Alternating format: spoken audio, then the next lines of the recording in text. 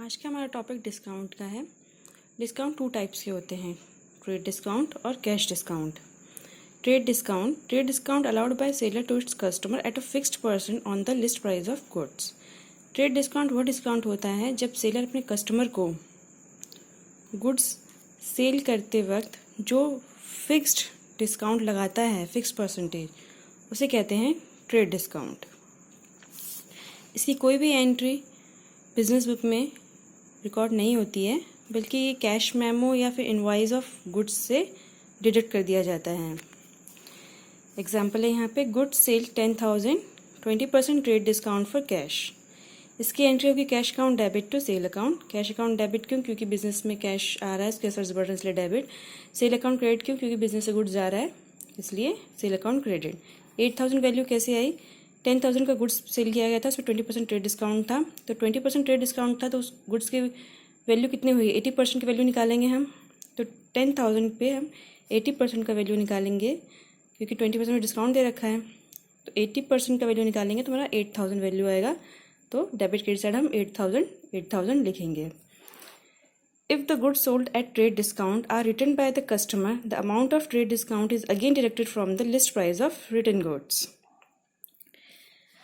अगर सेलर ने 10,000 का गुड सेल किया है अपने कस्टमर को, कस्टमर ने 10,000 में से 5,000 का या 2,000 का गुड्स रिटर्न कर दिया है सेलर को, तो जितना का गुड्स रिटर्न किया है कस्टमर ने सेलर को, उसके ऊपर उतने ही परसेंट का डिस्काउंट लगेगा। जैसे यहाँ पे 10% सेल किया था, मान लीजिए 5% से रिटर्न कर दिया कस्टमर ने सेलर को, तो उसके ऊपर भी 20% का ही डिस्काउंट लगेगा। नेक्स्ट है हमारा cash discount. Cash discount allowed to the customer for making prompt payment, motivate the customer to make the payment at the earliest. Cash discount वो डिस्काउंट होता है जब कंपनी अपने कस्टमर को ये कहती है कि अगर आप इस फिक्स्ड टाइम पीरियड से पहले पेमेंट कर देंगे तो आपको इतने का डिस्काउंट मिलेगा, तो उस डिस्काउंट को हम कहते हैं कैश डिस्काउंट। ये मोटिवेट करता है कस्टमर को कि जो उनका फिक्स टाइम ऑफ पीरियड है उससे पहले वो पेमेंट कर देंगे तो उनको इतने की छूट मिलेगी। कैश डिस्काउंट एक पार्ट होता है नॉमिनल अकाउंट का ही। It is debited when it allowed to customer. इसको डेबिट किया जाता है जब ये कस्टमर को दिया जाता है, इसको डेबिट करते हैं। जब कंपनी को रिसीव होता है तो इसको क्रेडिट करते हैं, credit when it received. Difference क्या होता है ट्रेड डिस्काउंट और कैश डिस्काउंट में? फर्स्ट है meaning, allowed at the time of sale to the customer और retailer. Cash discount allowed for the immediately payment और within a fixed period. Cash discount तब दिया जाता है जब कंपनी चाहती है कि उसके जो कस्टमर है वो फिक्स्ड पीरियड ऑफ टाइम से पहले पेमेंट कर दें।